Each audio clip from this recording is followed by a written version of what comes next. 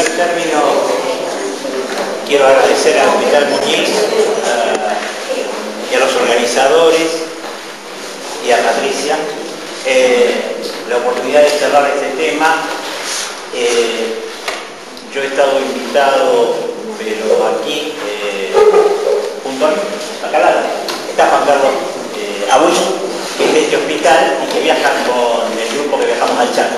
Así que vamos a charlar un poco en común.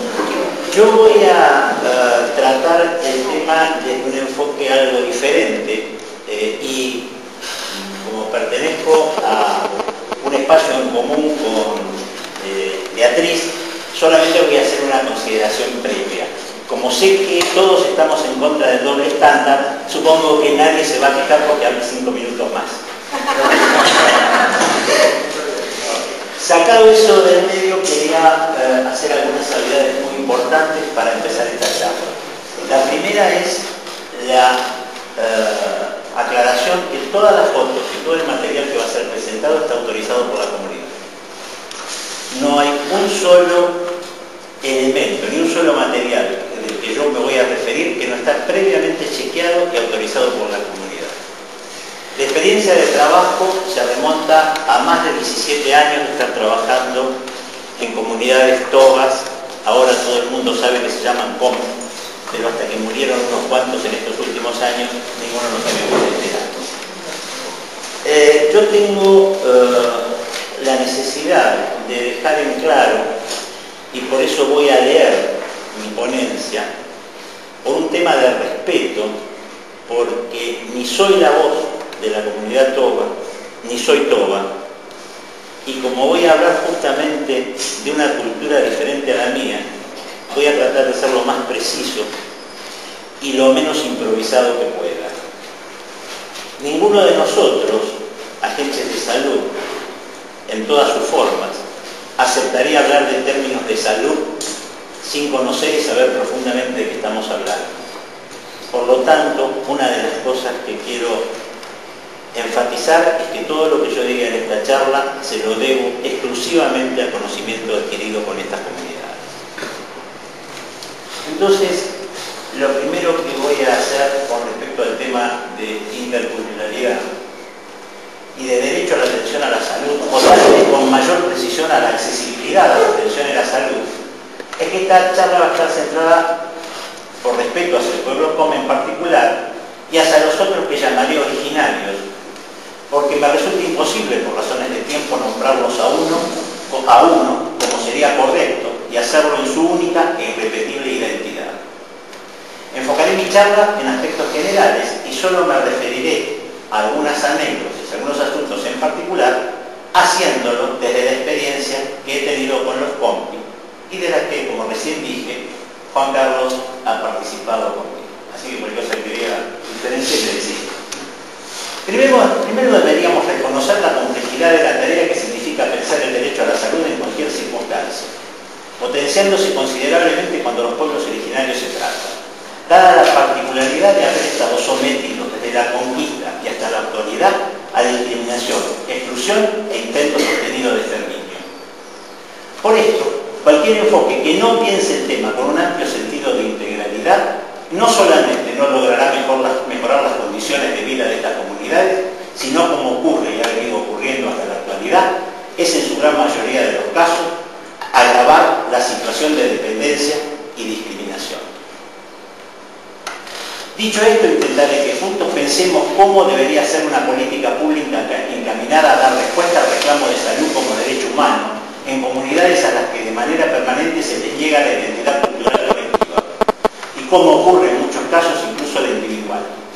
Esto plantea, per se, un escollo no menor en cuanto a la posibilidad concreta de avanzar para dar respuesta a los diversos problemas de salud, frente a lo cual en muchas ocasiones y con una liviandad a veces irritante se emplea el término interculturalidad, tanto desde ámbitos oficiales como desde la sociedad civil, sin precisar cuáles son los contenidos que se adjudican a tal término, haciendo lo que Jacqueline Micot ha definido de la siguiente manera.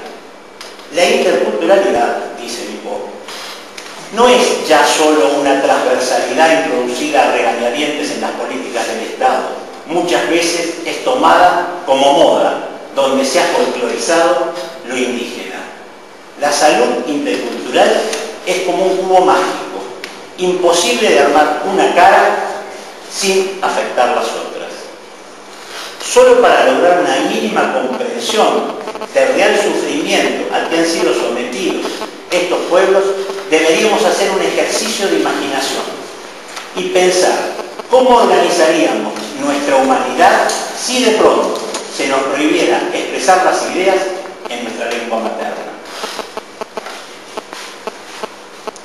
Si cada una de las realidades que se nos hacen presentes en la cotidianidad debiéramos darle respuesta en un lenguaje cuyas palabras y cuya lógica de construcción no son ajenas. En esa realidad se debatieron los humanos indígenas, no las culturas, como abstracciones, sino seres de carne y hueso, testigos presenciales de sus muertos, de sus despojos y de toda nueva condición de ser subhumano, dependiente de un nuevo reino y de un nuevo Dios. Por eso es imprescindible comprender que el reclamo de derecho a la salud debe estar precedido por el reconocimiento del derecho a la identidad propia. Es decir, no estamos simplemente frente a la posibilidad de restitución de todo lo que a estos pueblos le ha sido quitado, sino también y de manera fundamental frente a una acción de reconocimiento de igualdad en su condición de seres humanos y de diversidad en su particularidad cultural.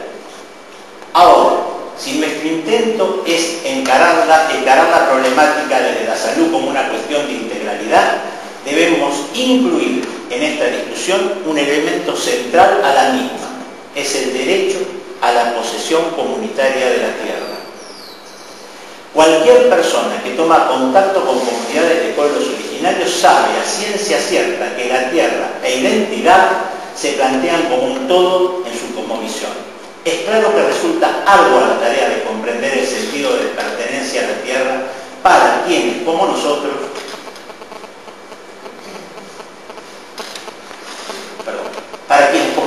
partimos desde el supuesto de propiedad privada de la misma y aún como recurso natural para su explotación. Esto es prácticamente imposible de ser entendido de la cosmovisión de estas comunidades, que desde tiempo inmemorial plantean la utilización respetuosa de la naturaleza desde un enfoque que recién se hizo presente en nuestra cultura en la segunda mitad del siglo XX, con la enunciación de los principios de responsabilidad y sustentabilidad. Por lo tanto, no será la posesión de la tierra en sentido de bien de capital lo que resuelva la cuestión, sino la comprensión de la dimensión espiritual de tal posesión. Con claridad meridiana lo expresó una señora de la comunidad Mocoví en un encuentro de salud de las comunidades campesinas del norte de Santa Fe cuando dijo: antes de hablar de la salud de nosotros, las personas tendríamos que entender que no hay salud para la gente si la tierra está enferma porque la envenenamos. Recapitulando, en búsqueda de esta construcción de una salud integral y con enfoque de derechos humanos, resulta imprescindible entonces pensar que tanto el derecho a la identidad como el derecho a la posesión comunitaria de la tierra se constituyen en los pilares fundamentales del derecho a la salud de los pueblos aborígenes. Planteado de esta manera, podemos decir que estos dos derechos, el de la identidad y el de la posesión comunitaria, son necesarios para la construcción del concepto de salud y derecho a la salud, pero no son suficientes, ya que será imprescindible considerar la dimensión de la integridad como derecho. Y este punto pone, sin temor a equivocarme, generalizar una cuestión fundamental y que es de mayor o menor medida todos los pueblos originarios de América fueron víctimas de un genocidio. Por esto es posible afirmar, como lo ha hecho Sánchez Murillo, que una comunidad íntegra posee una historia que supera la historia de sus individuos y de sus familias. Son pocos los que saben, y aún menos los que tienen el coraje de recordar que en Valcheta, provincia de Río Negro, tuvo lugar el asentamiento de lo que se reconoce como el primer campo de concentración que existió, en donde se repartieron las mujeres y los niños capturados en la campaña del desierto.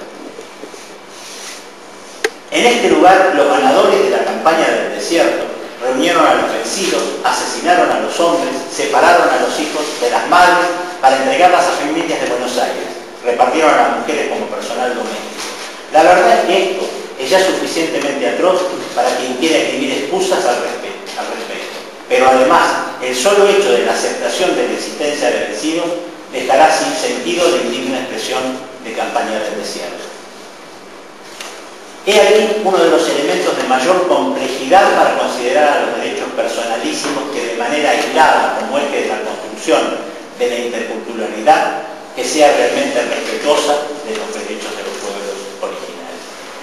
No ha sido esta, sin embargo, la única acción en violar el derecho a la integridad de las comunidades originarias, pero aunque no es esta la ocasión para hacer una enumeración exhaustiva de cada uno de los episodios, no debemos en el ámbito como este dejar de señalar que estos hechos continúan produciéndose en la actualidad. Cualquiera que haya leído o escuchado las noticias de hoy a la mañana sabe que un gendarme atropelló a una mujer y a un chico en la provincia de Formosa y que se supone claramente que esa gente era parte de la gente que estaba en una lucha por la devolución de la tierra. Se sostiene con razón en los discursos de múltiples actores, como puede ser las instituciones del Estado, del gobierno, incluso la sociedad civil, que las acciones orientadas a la inclusión social tienen un fuerte impacto sobre la salud de la población. Entonces, siguiendo este hilo conductor, podríamos sostener que las prácticas discriminatorias y de exclusión se constituyen en un concreto riesgo para el estado de la salud de estas poblaciones, que son blancos de las mismas. Por lo tanto, toda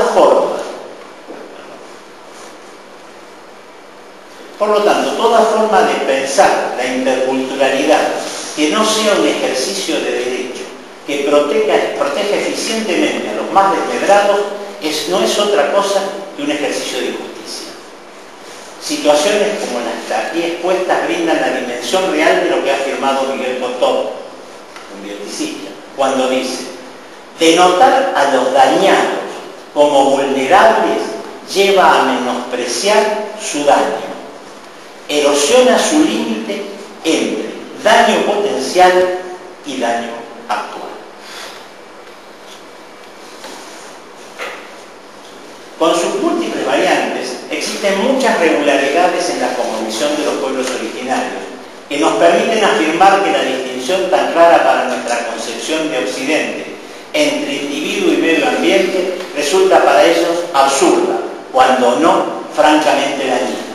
Existe en estos pueblos una búsqueda de la armonía con la naturaleza y su propia comunidad, que no debe confundirse con las prácticas del tan vigente movimiento New Age, ya que nada de estas comunidades tiene el tinte ingenuo de las recordadas ondas de amor y paz, y sus convicciones tienen una profunda raigambre espiritual y de pertenencia al grupo.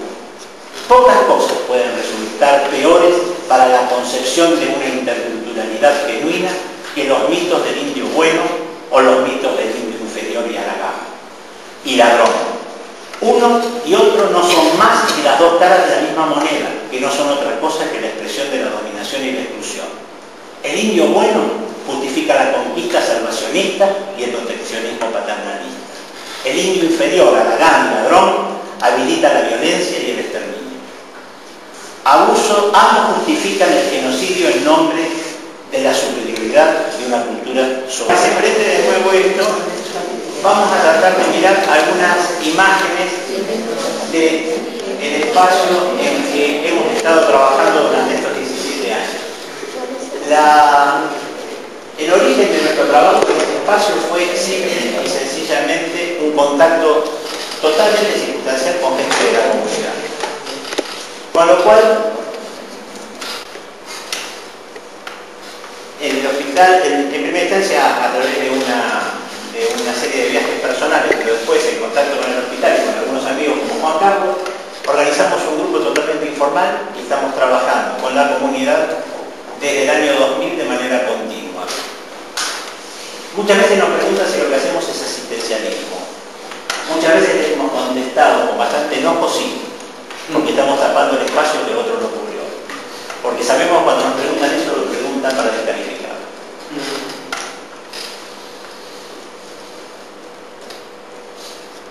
Para mayor dato, uno de los amigos que lamentablemente ahora falleció de la comunidad, fue muy interesante cuando una vez en el medio de una de las charlas que teníamos allá, me dijo: ustedes los blancos son los únicos que se creen que se puede curar con remedios de papel. Y yo no entendí nada de lo que me dijo.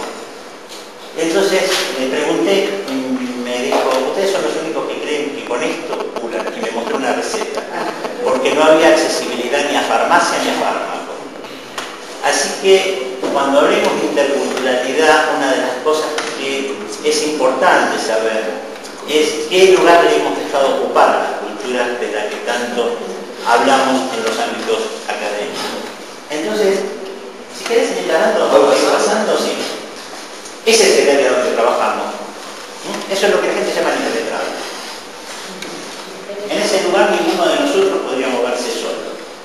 Y otra de las anécdotas, y sigo con lo que se estaba leyendo, es que durante un montón de años yo siempre decía, porque me preguntaba por qué trabajábamos con intérpretes, y no estoy diciendo con traductores, estoy diciendo con intérpretes, que no es lo mismo.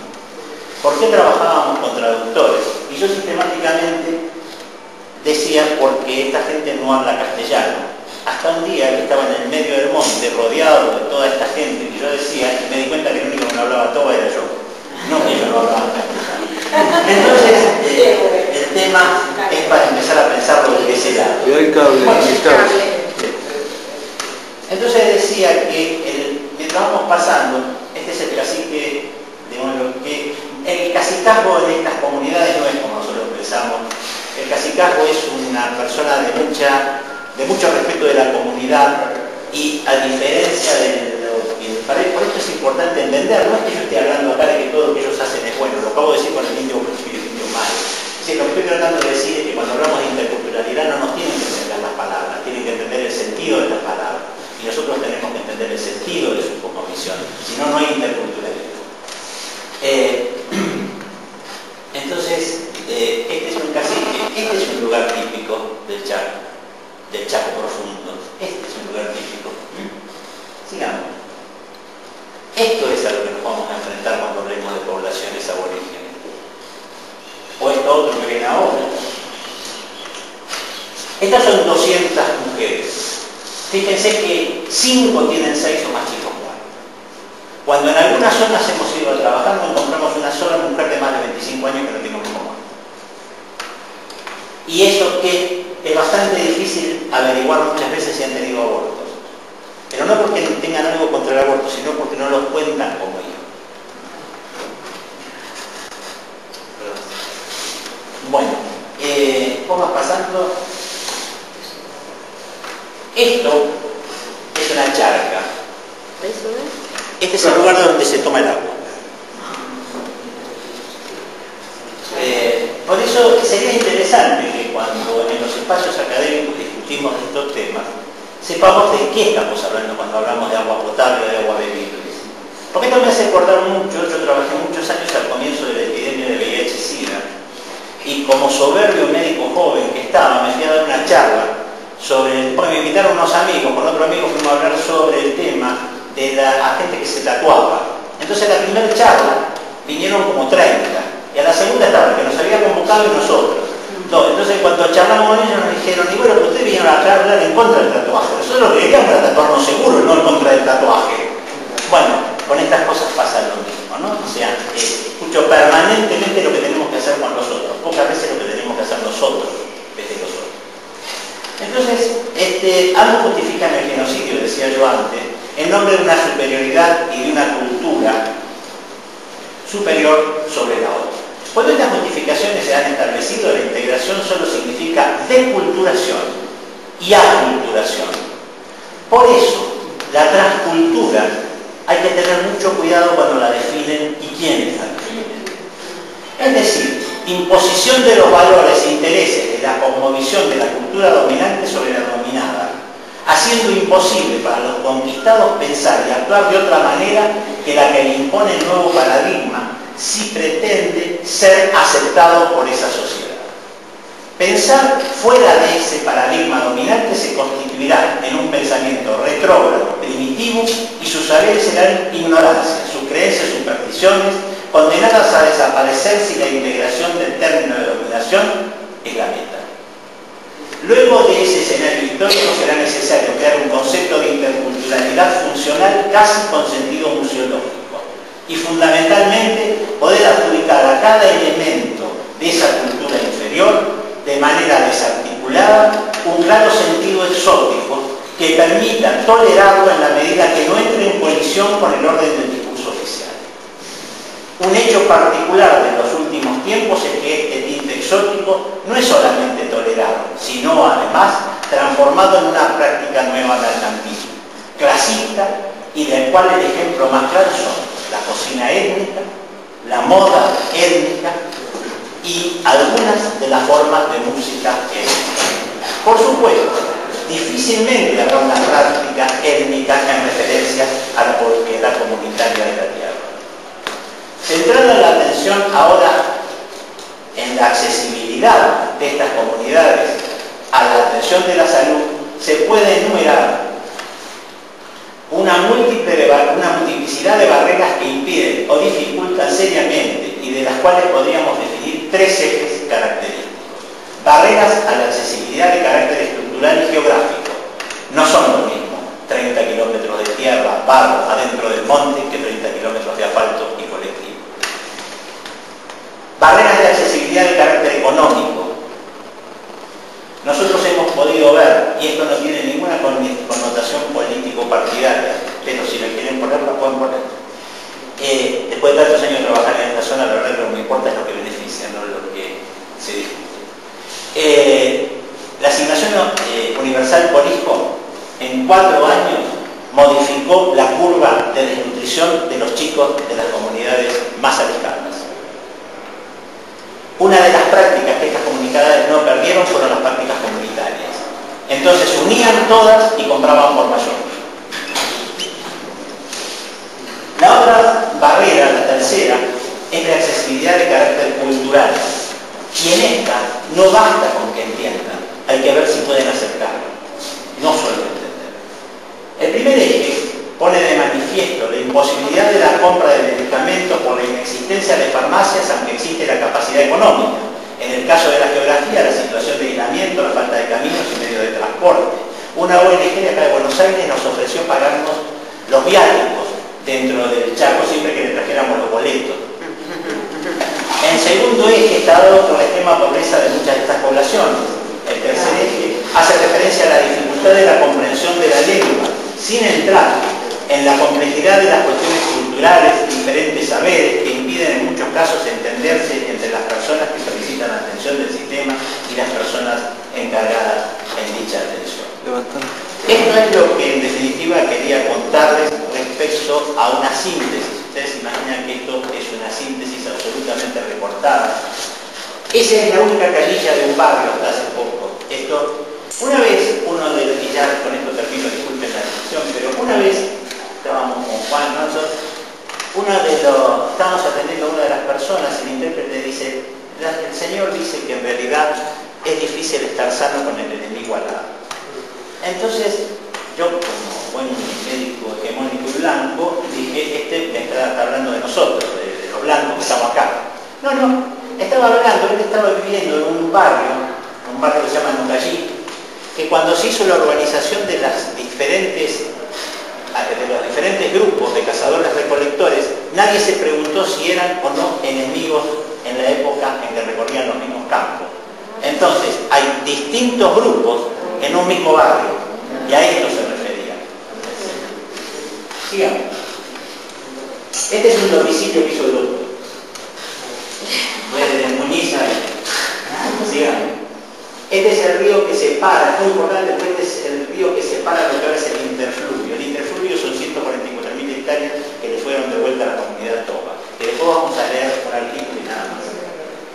Esta es una partera que se sentó a aprender con las mujeres del lugar. Fue muy gracioso porque todas las obstétricas y los médicos obstetras que íbamos ahí estábamos con esta idea de que las mujeres aborígenes paren vertical, que paren en cuclilla. Cuando la obstétrica le preguntó a la partera, ¿y cómo paren las mujeres? ¿Cómo atienden ustedes? Como ellas quieran, dijo. Así que haber inventado esto de parto central en la familia Bueno, este es un camino típico. Sigamos. Estas son comadronas. Sigamos. Este es un hospital. Sigamos. Esto es una cosecha de agua. Esta es la única forma de conseguir juntar agua. Un aljibe, un techo y juntar agua. Sigamos. Estas son intérpretes. Con ellos es imposible. Sin ellos es imposible hacer nada. Sigamos. ¿Ven? Uno puede comunicarse con el otro. Puede dibujar el sol, puede dibujar la luna, puede dibujar el... Sigamos. Esta chica es una médica que se recibió en la Universidad de Buenos Aires. Es mapuche y se fue a trabajar con nosotros.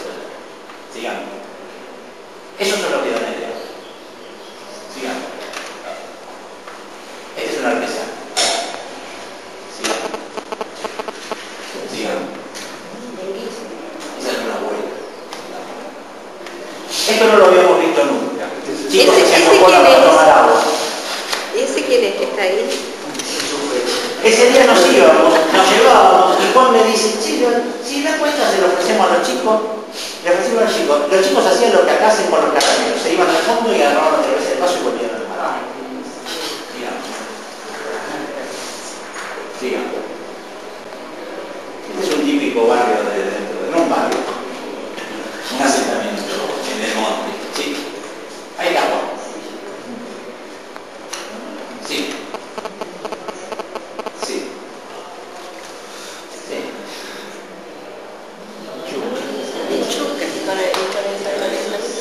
Esa es una línea. Sigamos. Lo único, esta es una carta, pero lo que me interesaba es lo que ya... Resulta que el diario El Norte sacó una carta diciendo que los aborígenes habían corrido a gente que no dejaban entrar a gente a sus territorios. Entonces, esto fue del 2004. Esto se lo contesta el presidente de la comunidad de esa zona. Y lo más interesante es lo que dice el siguiente. Fíjense porque es una ironía, está hecho lo hizo a propósito este señor. Puso, esta comisión directiva ha instalado carteles donde se puede observar claramente el idioma toba y el idioma castellano para los que no son bilingües como nosotros.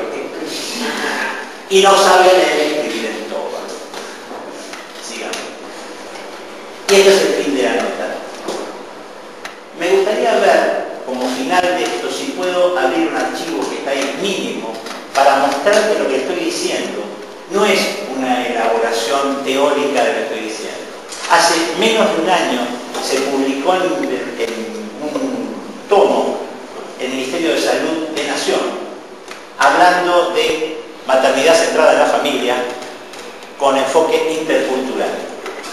Necesito ver si puedo cerrarlo. Cierra esto para que puedan... Bueno, hasta acá era eso, pero quiero mostrarles un documento de este momento. A ver, dice maternidad. Es muy cortito. Este es el título. Maternidad centrada en la familia, porque esto es lo que es hablar de interculturalidad teóricamente. Sigamos en el siguiente. Fíjense lo que dice de hacer esto. La adopción del enfoque intercultural, en 2011, incluyendo las madres, los mecanismos de liberación, es la próxima. Lean por favor.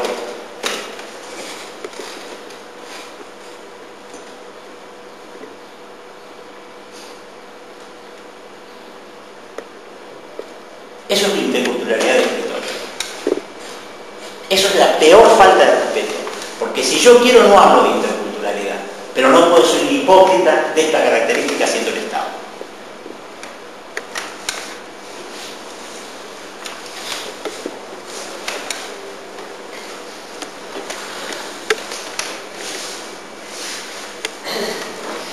Bueno, muchas gracias.